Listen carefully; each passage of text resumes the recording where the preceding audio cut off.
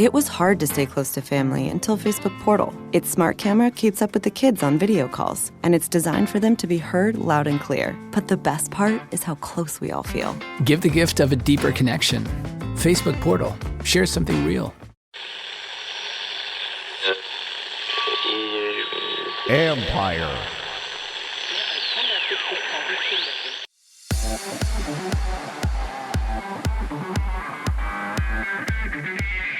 Figuring out your fans. It's a goal.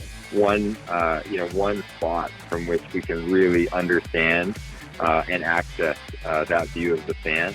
And then from there, it doesn't just stop there. Our platform allows sort of a single point from which we can then go and activate fans. That's Vince Ircandia, CEO of StellarAlgo, who's helping teams find ways to interact with their fans with modern technology.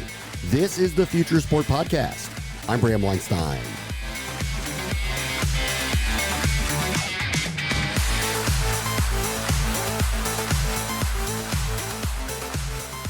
We'll hear from Vince Ircandia in a few, but let's start with a recent revelation that came from Business Insider, who uncovered an uncomfortable truth about the most recent Major League Baseball season.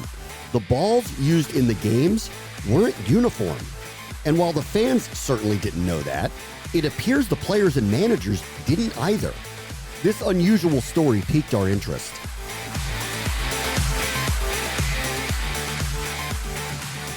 And Bradford Davis authored the report for Business Insider on the use of multiple baseballs during the baseball season without the knowledge of the players last year. Hey, Bradford, how are you? I'm doing well. It's cold in New York, but I'm surviving. Yeah, we're a little ways away from baseball season with the weather, but your report was surprising. Can you just start with, how did you guys come to the conclusion that multiple baseballs were being used during the season? I mean, it all starts with Dr. Meredith Wills. She is the astrophysicist, PhD, that has been studying changes to the Major League Baseball's official ball properties for years now. She already got a hint of this that in a study of the 2020 season that was released in Sports Illustrated, I think February, of ball reviews and weights, and she just found a much larger sample of this breakdown, validated both by weight, the center weight, which is this way to especially describe it, is the cork and rubber pill wrapped in yarn that's inside the leather, the kind of thing that you would never look at unless you are, crazy baseball people like ourselves. And by weighing the center weight, she found that they were, systematically divided into separate groups of lighter and heavier. And then it was further validated by the batch codes, which, we go into the article where there were 6 or 7 letter codes that correspond with production dates from Rawlings. And so she was able to see that, like, say, the lighter ball was produced in these weeks, the heavier ball was produced in these weeks, and the lighter in these weeks, and so forth. And so, so the reason why that is particularly important is because Major League Baseball is regularly attributed differences in the baseball to simple manufacturing errors, or not even manufacturing errors, rather, but the natural handmade nature producing variance in that level. And that is likely true in a lot of circumstances, but it wasn't true in this time. These were clearly intentional things that are going on. And so when we present that the findings from Major League Baseball, they admitted to the public anyway that they were in fact using baseballs. Why in the world would they not at least tell the players that this was happening, if not tell the public as well, knowing that if this gets found out, what kind of controversy it would bring up? I'm perplexed too. First of all, we did, to be fair to Major League Baseball, they did say that they informed the players union and their scientific experts who had been advising them on this, that they were going to be using different balls. However, I can't find a single player, both before they sent me that statement and after, who had any knowledge of such. So maybe it got lost in Tony Clark's spam. Tony Clark being the president of the MLBPA, that noticed. But otherwise, it just seems unlikely given, how that's information everyone clearly wants to know, right? And as far as the scientific expert stuff, I mean, I spoke to or reached out, I should say, to Dr. Alan Nathan, who is the chair of their MLB's home run committee or home run commission that was studying recent changes in how the ball flight was working in recent seasons. We were in the so-called juice baller era right now, where balls have been, home runs have been hit at a higher clip, in the last few years than kind of ever. And so, Alan Nathan was chair of that, and he's also a esteemed physicist in his own right.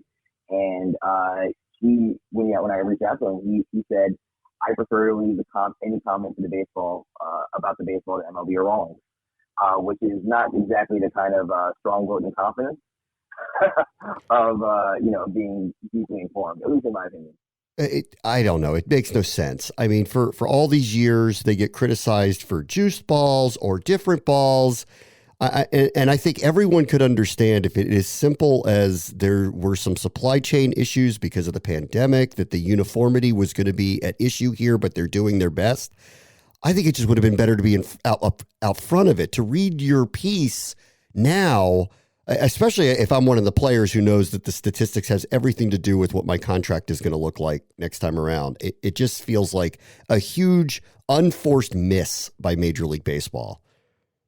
Right. I think it's also important to clarify the whole supply chain pandemic related defense of this, because that is something that Major League Baseball also said in their statement to me, the insider, was that the COVID-19 pandemic had forced them to use to backfill the 2021 baseball with baseball seasons for earlier seasons. That does not hold any sort of scrutiny, hold up any sort of muster when you scrutinize it, right? They were producing the old design of their baseball as recently as August of this year. Why continue to manufacture an old baseball, one that they had at least claimed they were moving away from earlier this season, back in February, when they had reached out to all the teams explaining this new lighter baseball that they believed was going to be a better fit for what they wanted to achieve with I guess the offensive environment, or at least how the ball performs. But yeah, they claimed they had this new lighter ball, and that was true. But they kept on not just using older balls, but manufacturing the older design baseball in 2021 as recently as August, and those balls in August were found in September on the field play. So, all right. So here comes the big question then. Did you do any research to try to figure out where the differentiated balls were taking place, and if there was a reason why those specific ones were being used in those matchups? Yeah, I mean, one of the struggles, admittedly, is that the scope of Dr. Wills' research really can't answer the question of to that extent, because it's a few hundred balls out of many hundreds of thousands that are used throughout the year. And so we gotta be humble about that, right? That being said, I do want to point out some of the subsequent research that's come out,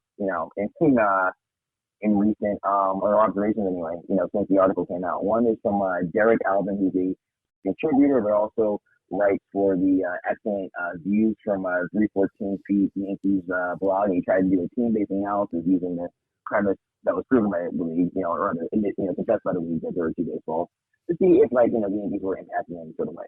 And he found that by using StatCast data for this one, a familiar StatCast is this publicly available analytics site that Major League Baseball has that produces information about how hard the ball is hit, the optimal launch angle that the ball travels from, when the bat is swung, that produces doubles and home runs and things like that, and what you should kind of expect to be a home run based on how hard it's hit and the angle it's hit at. So anyway, with that quick explanation, he found that when controlling for quality of contact, Yankees hitters tended to perform much better on the road than they did at home. Huh. Meaning that the balls were traveling further on the road than they were at home. That, to him, was at least a potential indicator that, say the Yankees had a disproportionate amount of baseballs. Again, I can't validate that, and there are other variables, including weather and so forth, but it is, but it's one of a few sorts of independent, looks, at trying to suss out the signal from the noise when it comes to, where the baseballs are being sent and why they're being, and then you're able to find out where, perhaps you could also make inferences as to why. That are going on right now, and something I'm certainly intrigued and curious about myself. Yeah, and I guess we'll have to see next year. And now that you guys are onto them, I assume that they're either going to be more upfront or more careful about. I don't even know if you can be more careful about this, but to try to figure out a way to be, I think, just more honest about it. I think that's probably the end result, right? That they're just going to be more honest about it. I mean, you would think, but you also think that they wouldn't use the baseball. Yeah. So it's like logic kind of goes like I've been saying this, as I've had a few interviews, this is a silly story. It's ridiculous and dumb, but it's also true. Yeah. All the things happening at once. I mean, it's so I feel like logic and sort of moral scruples to just pragmatism seems to go out the window, when you hear that the league is using two balls and the reason and the lack of sort of defense for, said usage.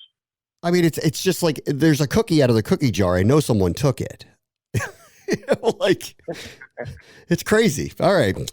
Well, here's where we are. Bradford Davis broke this story for Business Insider. Thank you so much for joining us. Hey, thank you for having me. It's been a pleasure. Up next, Vince Ircandia of StellarAlgo on finding the touch points of the new fan. This is the Future Sport Podcast.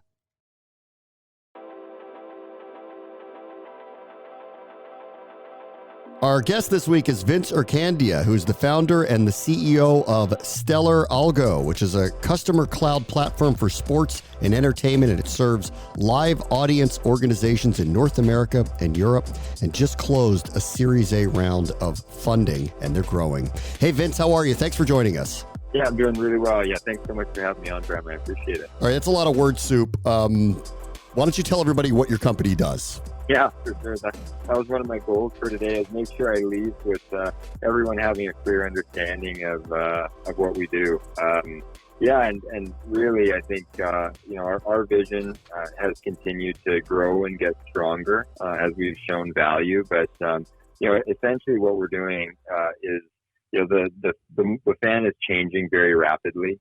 We're all seeing and feeling that as sports and live entertainment people.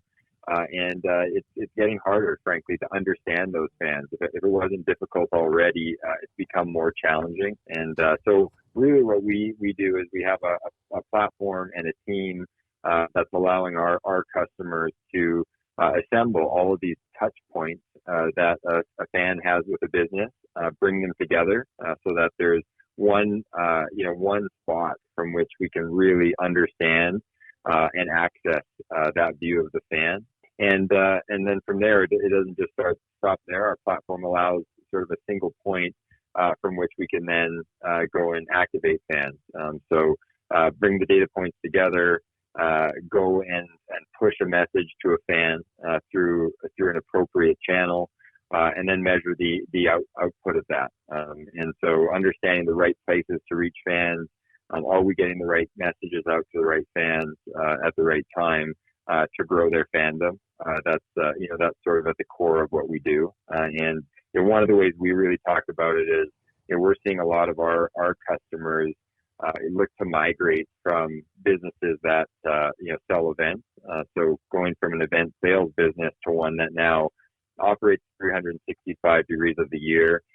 Thinks of their audiences or their fans as really an asset that they're looking to build trusted long-term relationships with that are valuable. And our tools are really now today at the core of any marketing efforts for our customers looking to sort of grow lifelong valuable fans.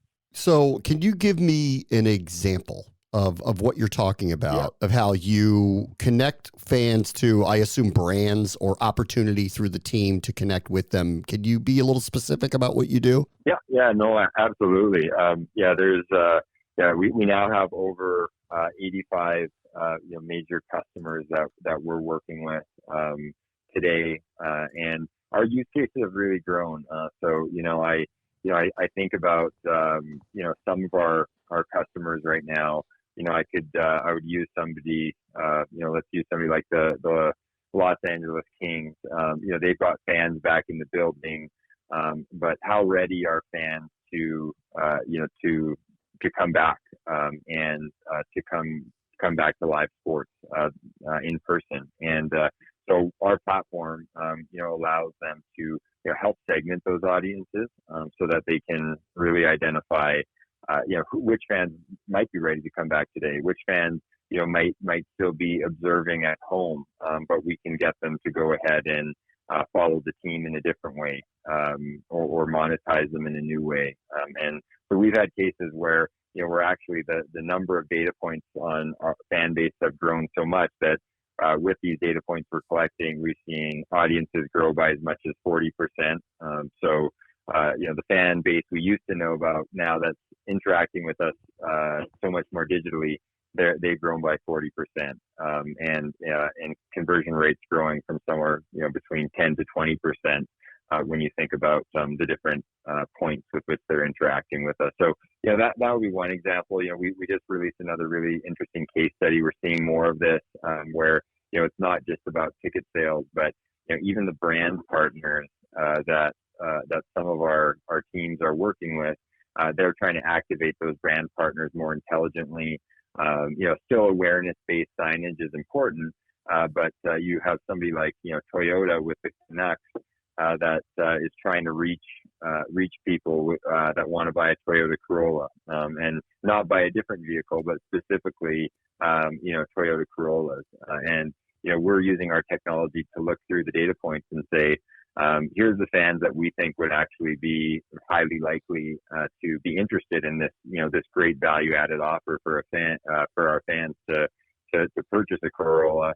And over an audience of millions of fans, we found 20,000 people, a really strong targeted audience, of which we had 2,700 say, "Yeah, please have actually a dealer contact me because I'm very interested in this." And so, those are the usages for data that you quickly can result in millions of dollars worth of value and return on investment if you're thinking broadly about that fan base and how to activate it. I want to go back to something you initially said, which is the fan is changing or has changed. What did you mean by that?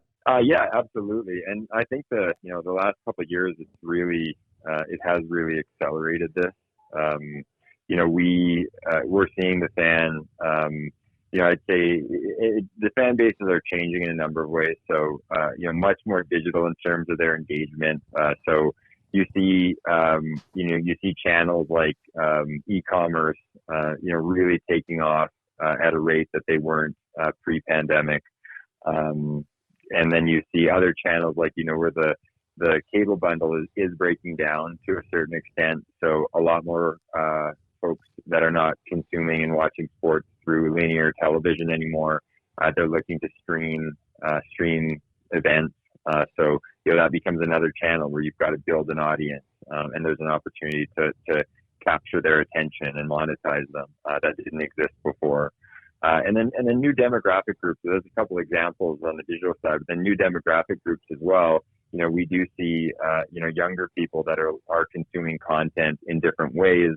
They're not buying necessarily buying ticket packages in the way that they used to. They like to view content that's much more short form. And I think just understanding that and making sure it's easy to segment those fans into a group and speak to them in a language that they're going to be interested to consume it, engage more. Fans are expecting a level of personalization now that they didn't used to, and I'd say to the extent where I really feel that everybody has some expectation of personalization today with the messaging that they're receiving, and and it's an opportunity for the industry, frankly, because I still think that we're in our infancy in terms of our ability to go and activate the right fans with those right messages. In some of the others that we've talked to and learning about their fans, to your point about how you communicate with them is changing, it's different. They're consuming content differently.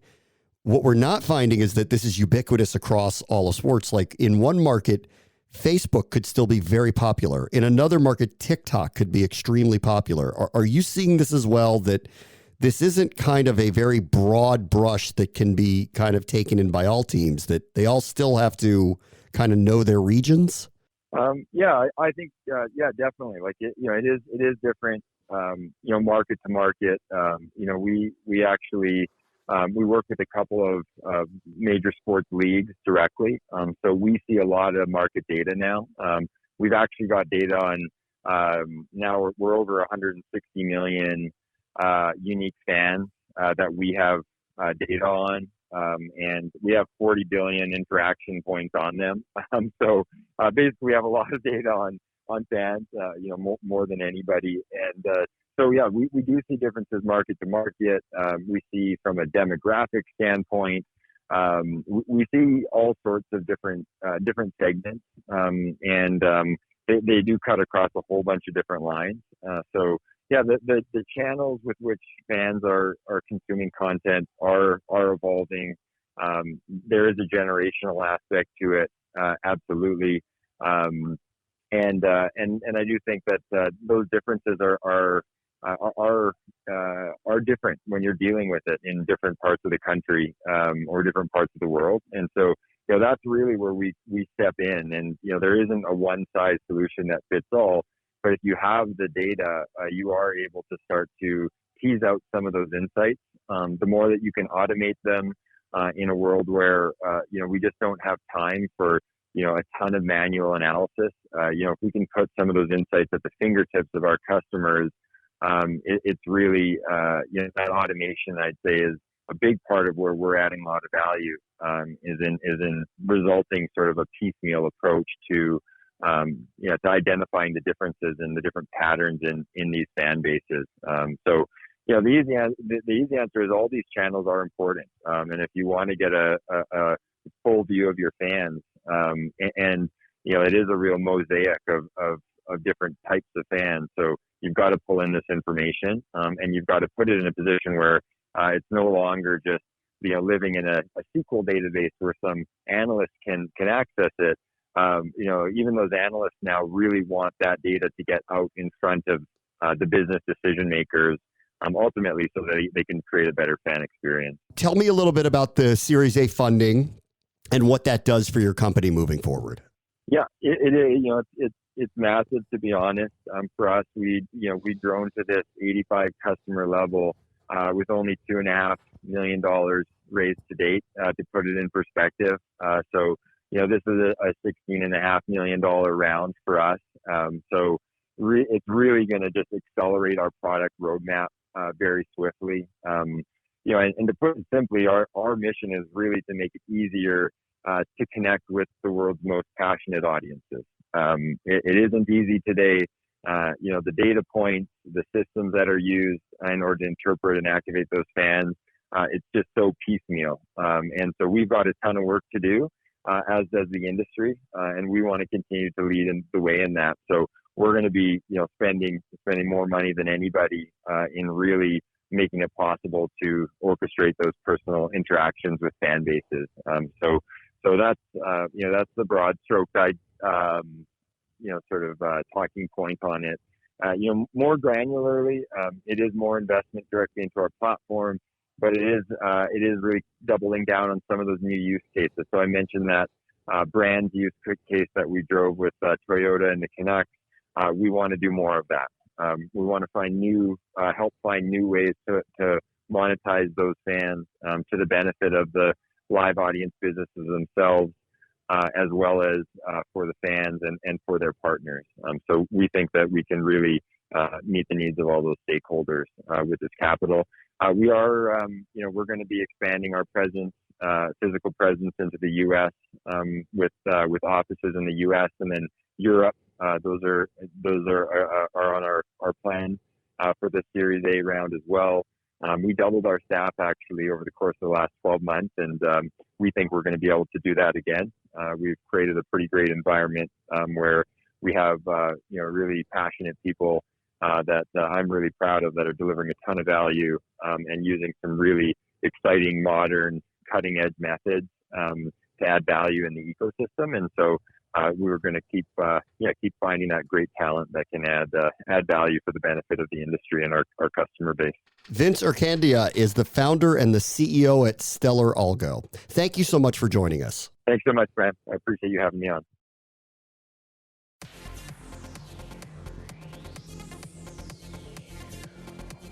On the next Future Sport podcast, framing your sport as a lifestyle. It's a pathway to growth. It doesn't sound like a lot of money, but we're up against, free content. So yeah, I think, whether you bring it around with you or keep it on your coffee table, we wanted to have, like I said, aspirational. So the paper stock is really high. That's Richard Porter, who runs In Pickleball Magazine, a high-end publication that is part of the explosion in growth for the paddle tennis game. That will do it for this episode. As always, the future is now. This is the Future Sport Podcast. I'm Bram Weinstein.